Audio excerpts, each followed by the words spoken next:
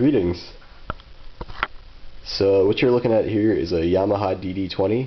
It's a little kind of toy drum pad machine. It doesn't have MIDI or anything that real musicians would want, but that makes it all the better for circuit bending, I think, since toy instruments seem to be the best way to go with it. So we'll switch it on. Turn down the volume because this thing is ridiculously loud. And so it works pretty much normally with nothing turned on. But you'll notice there are a few modifications I've made visually, you can see, namely these 4 switches over here. This little push button up here, and then this ominous red button here in the middle. So basically what these switches do is they provide shorts between different pins in the ROM chip, which is where all different drum voices and programs are stored. So you can get some cool kind of glitch sounds out of it. Namely these two short pins 18 and 19, which are, I find, the best ones. So you go from 2.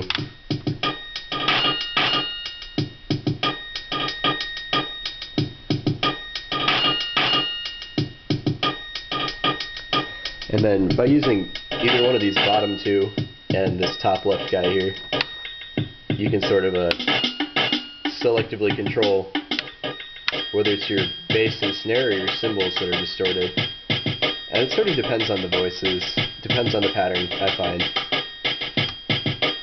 But you can get some pretty fun little sounds out of this.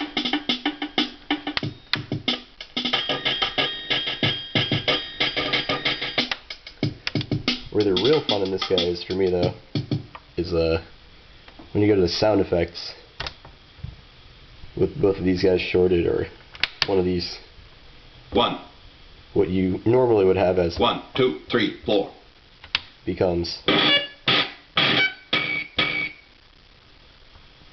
and again in this kind of second sound effect bank where you've got your animal sounds, you got gorilla, cat, dog, horse, or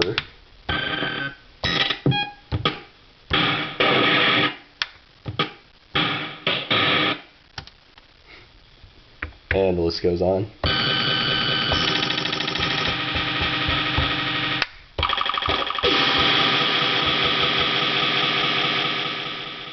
So that's what these guys over here do.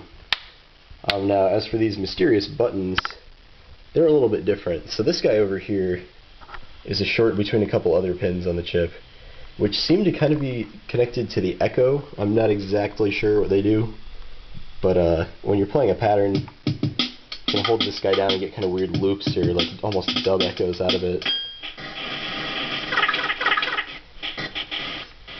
So they'll just kind of play the pattern all distorted, and then when you release it, this isn't a good voice. Let me change it.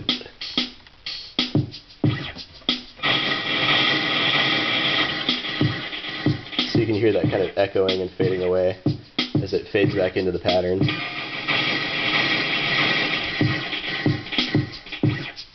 So that's what that guy does. And then this guy, the little red guy there in the middle, it's red for a reason, because I call it the self-destruct button, also known as earthquake mode. Basically what that does is, with this guy over here activated, when you push the sound, the circuit just eats itself. It's awesome. And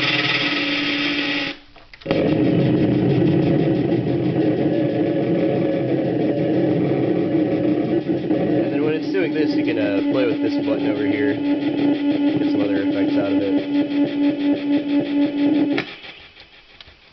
Or most of the time it just dies. But at any rate, so yeah, I mean, for a crystal clock device you can't do clock bends on or any cool pitch shifting. It's got a decent number of fun little glitches you can play around with, and it's got like 100 different patterns built into it, so it's pretty fun to play around with. It's been surprisingly usable for something that I thought was going to be kind of lame. So yeah, that's my first circuit bend instrument for you. Enjoy.